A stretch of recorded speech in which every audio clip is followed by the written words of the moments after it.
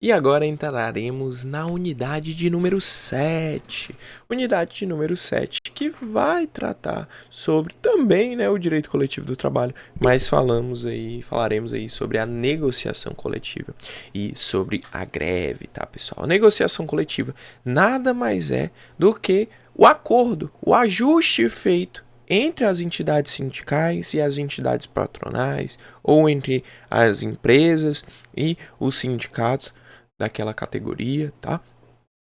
É um método de autocomposição aí que vai surgir um instrumento, seja o acordo ou a convenção coletiva de trabalho, tá? E aí está lá no artigo 7º da Constituição, né, como um direito fundamental, tá? Está também lá no artigo 8º da nossa Constituição, está na CLT também, nos artigos 611 a 625, que vai falar sobre as negociações, o que pode, o que não pode, tá?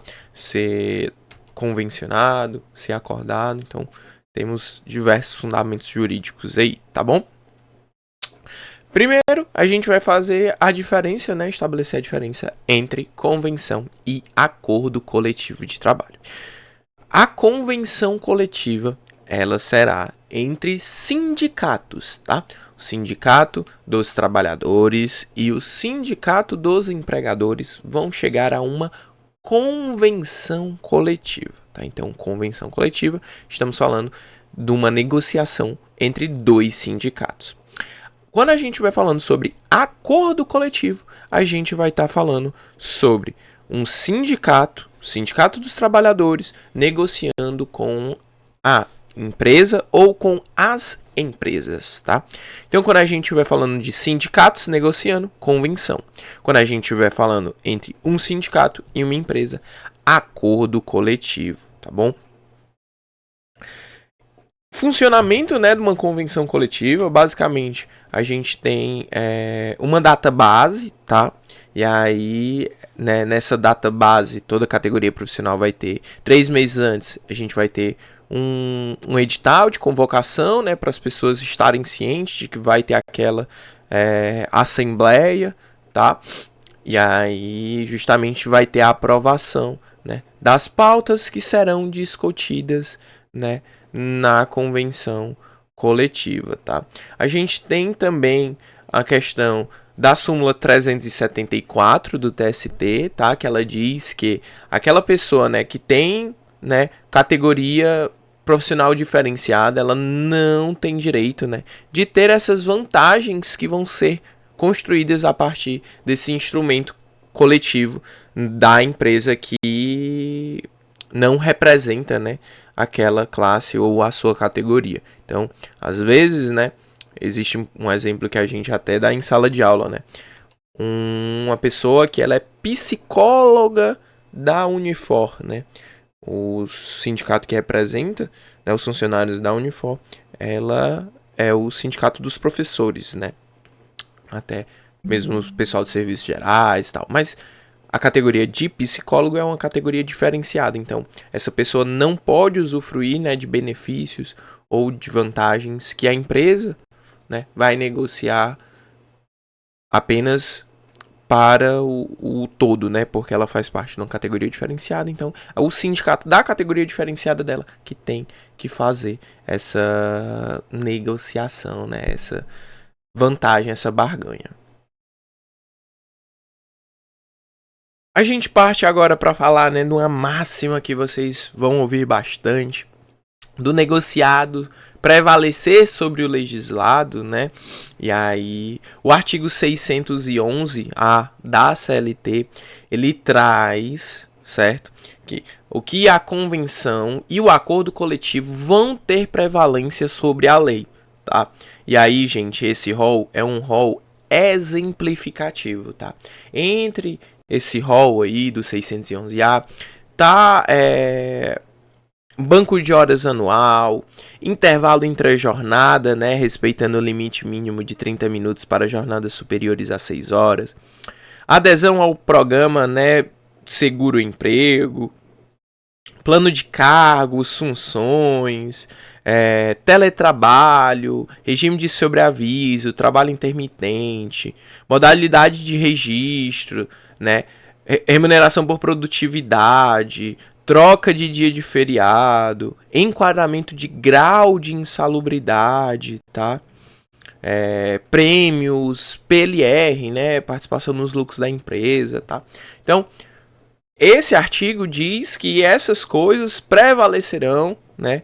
Se forem negociadas, seja por acordo, seja por convenção coletiva, tá? Ainda o parágrafo 1º do 611-A diz, no exame da convenção coletiva ou acordo coletivo de trabalho, a Justiça do Trabalho observará o disposto no parágrafo 3º do artigo 8º dessa consolidação, que diz, no exame da convenção ou acordo coletivo de trabalho, a Justiça do Trabalho analisará exclusivamente a conformidade dos elementos essenciais do negócio jurídico, respeitando o disposto no artigo 104 do Código Civil, que é a validade do negócio jurídico, né? Um agente capaz, objeto lícito, possível, determinado ou determinável e a forma prescrita ou não defesa em lei, tá? Então, a Justiça do Trabalho não vai intervir, ela não vai analisar o mérito em si daquele acordo ou daquela convenção. Ela vai analisar aspectos, né, que dizem que fazem parte ali em relação ao negócio jurídico, tá? O parágrafo 2º, ele traz, a existência de expressa indicação de contrapartidas recíprocas em convenção coletiva ou acordo coletivo de trabalho não ensejará na nulidade por não caracterizar um vício do negócio jurídico. E o parágrafo 3º ainda diz, se for pactuada cláusula que reduza o salário ou a jornada, a convenção ou o acordo coletivo de trabalho deverão prever a proteção dos empregados contra dispensa imotivada durante o prazo de vigência do instrumento coletivo. Então, durante a vigência, né, daquele acordo coletivo, daquela convenção, aquelas pessoas que tiveram esse salário reduzido, por exemplo, ou, né, essa redução na jornada, não poderão ser dispensadas imotivadamente, tá? Nós temos também a cláusula de barreira. A cláusula de barreira, pessoal, nada mais é do que os instrumentos, né, os direitos que não podem ser objeto, ou seja, que constituem objeto ilícito de convenção ou de acordo coletivo de trabalho, certo? Esse é um rol taxativo, ok? Então, o 611-B traz que não pode ser objeto de convenção ou acordo coletivo a supressão ou a redução de direitos.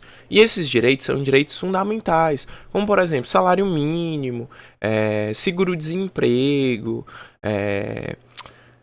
FGTS, multa do FGTS, salário família, descanso semanal remunerado, aviso prévio, aposentadoria, seguro contra acidentes de trabalho, redução da licença maternidade, da licença paternidade, gozo de férias, dos dias de férias. Percebam, esse 611-B traz reduções, supressões a direitos fundamentais, aqueles lá do artigo 7º da nossa Constituição, tá? Então, dê uma olhadinha no artigo 7º e aí pense, esses direitos aqui não podem ser reduzidos, não podem ser suprimidos, não podem ser objetos, né?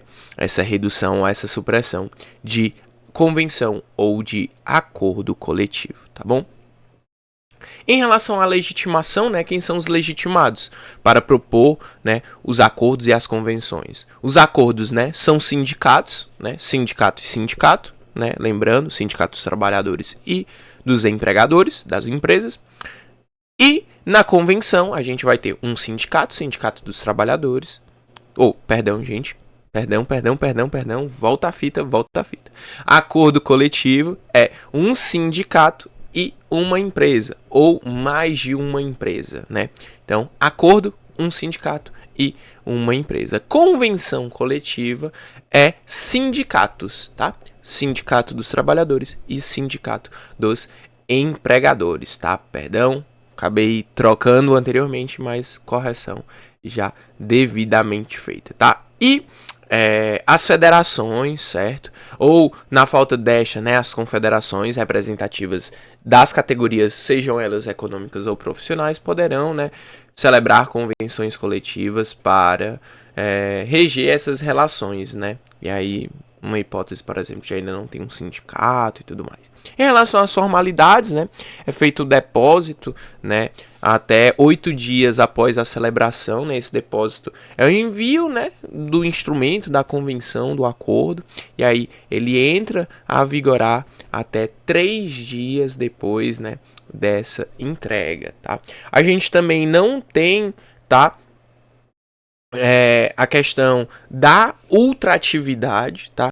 Ou seja, não tem mais a ultratividade. O que é a ultratividade? É a aplicação, né, de uma lei, no instrumento já revogado. No caso, aqui é uma aplicação de um acordo coletivo ou de um contrato coletivo de trabalho já revogado. A gente não tem mais, não é possível a aplicação do acordo coletivo ou de um contrato coletivo de trabalho já revogado, tá? Ou seja, aquele contrato, aquele acordo coletivo que resultou naquele direito, naquela aplicação, por 2 anos, por exemplo, por 1 ano, quando for dada a sua renovação e não se tiver nenhuma resolução rápida ou demorar ou passar meses, por exemplo, aquilo não poderá ser aplicado porque já está revogado, tá? E aí, a depender de como seja o contrato, a convenção, vão se verificar como que será essa aplicação. Mas não é possível a ultratividade. Não vai poder ser aplicado algo já revogado durante aquele período, tá certo? O artigo 620 da CLT traz também que o acordo coletivo, ou seja, entre sindicatos, Eita, que eu tô confundindo. O acordo coletivo, ou seja, aquele entre o sindicato dos trabalhadores e uma empresa ou a empresa, sempre prevalecerá sobre as convenções coletivas, que é realizada entre os 2 sindicatos, tá? E aí, o artigo 611 da CLT, 620 da CLT, diz que as condições estabelecidas em acordo coletivo de trabalho sempre prevalecerão sobre as estipuladas sobre convenção coletiva de trabalho. Ou seja, né, esse específico, né, menor, mais restrito, que é o acordo coletivo, sempre vai prevalecer sobre o CCT. E aí é óbvio, né, gente, que isso vai de contra, isso vai em contrapartida ao princípio da norma mais favorável, tá bom? Isso vai totalmente contrário ao princípio da norma mais favorável, em que prevaleceria, né, aquela norma que fosse mais favorável ao trabalhador. E aí o 620, infelizmente, afirma outra coisa, tá? Em relação à competência, né, competência para resolver, né, essas controvérsias resultantes, né, tanto da aplicação ou né, da convenção ou do acordo coletivo serão, né, na Justiça do Trabalho, tá? Então, todas essas controvérsias resultantes serão na Justiça do Trabalho, assim como, né, poderá ser levado à Justiça do Trabalho a greve, né, o instrumento, uma frustração, né, ao acordo ou à convenção coletiva. Como que se dá mais ou menos isso? Caso, né, essas negociações não atinjam um resultado satisfatório, os trabalhadores poderão, certo, utilizar do instrumento de greve, tá? E aí pode ser instaurado, certo, um dissídio coletivo. O que é um dissídio coletivo? É quando não há entre um acordo ali, né, na negociação coletiva, ou não sai um acordo, não sai uma convenção, não tem nenhuma conversa, certo? E aí os trabalhadores ingressam com uma ação na Justiça do Trabalho, certo? Para que seja proferida, certo, uma sentença normativa, tá? Lembrando que esse dissídio coletivo não será julgado, né, numa vara do trabalho, mas sim nos TRTs e no TST, tá bom? Outra coisa, né, importante é que basicamente, né, o dissídio, né, é a solução de conflitos coletivos, né, por meio do Poder Judiciário, tá? E aí a gente vai ter essa sentença normativa. E aí essa sentença normativa, né, esse dissídio coletivo, ele tem algumas classificações. Primeiro, é em relação à sua natureza, certo? Eles podem ser classificados como natureza jurídica ou natureza econômica. Natureza jurídica é quando ele for uma interpretação da lei, for uma interpretação daquela convenção já existente, de uma sentença normativa que já foi dada anteriormente. É uma interpretação legal, tá? A natureza econômica, quando ele for classificado, né, quando ele tiver essa natureza econômica, ele vai criar, alterar ou extinguir alguma situação, tá? Então, horas extras, alguma garantia, alguma condição salarial, não sei, ele vai criar, alterar ou extinguir, né, alguma situação. E ainda, né, o dissídio coletivo, ele pode ser, né, ajuizado pelo MPT no caso de greve em serviço essencial, tá certo? Além disso, né, pessoal, a gente tem aqui os pré-requisitos, né, para o dissídio coletivo. É a tentativa, né, da negociação, né, a aprovação em assembleia da categoria profissional, comum acordo da parte contrária, né, ou seja, aquele que ajuiza o dissídio precisa do acordo da parte contrária. Apesar dessa obrigatoriedade, né, seu entendimento adotado pelo TST, essa questão é discutida atualmente no STF, né, porque de certo modo não faz muito sentido a gente pensar que para eu ajuizar o dissídio eu preciso desse acordo da outra parte. Se eu não estou conseguindo acordar nem o que deve ser feito, imagine acordar a judicialização, né, dessa resolução. E aí, ainda para a gente finalizar essa parte do dissídio coletivo e falar de greve, o 611 da CLT, 616 da CLT, traz os sindicatos representativos de categorias econômicas ou profissionais e as empresas, inclusive as que não tenham representação sindical, quando provocadas, não podem recusar-se à negociação coletiva.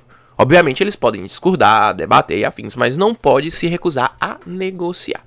Parágrafo 1º. Verificando-se a recusa à negociação coletiva, cabe aos sindicatos ou às empresas interessadas dar ciência do fato, conforme o caso do Departamento Nacional do Trabalho ou os órgãos regionais, né, do Ministério do Trabalho e Previdência Social, para convocação compulsória dos sindicatos ou empresas recalcitrantes. Parágrafo 2º. No caso de persistência à recusa à negociação coletiva pelo desatendimento às convocações feitas pelo Departamento Nacional do Trabalho ou órgãos regionais do Ministério do Trabalho e Previdência Social, ou se malograr a negociação entabulada, é facultada aos sindicatos ou empresas interessadas a instauração de dissídio coletivo.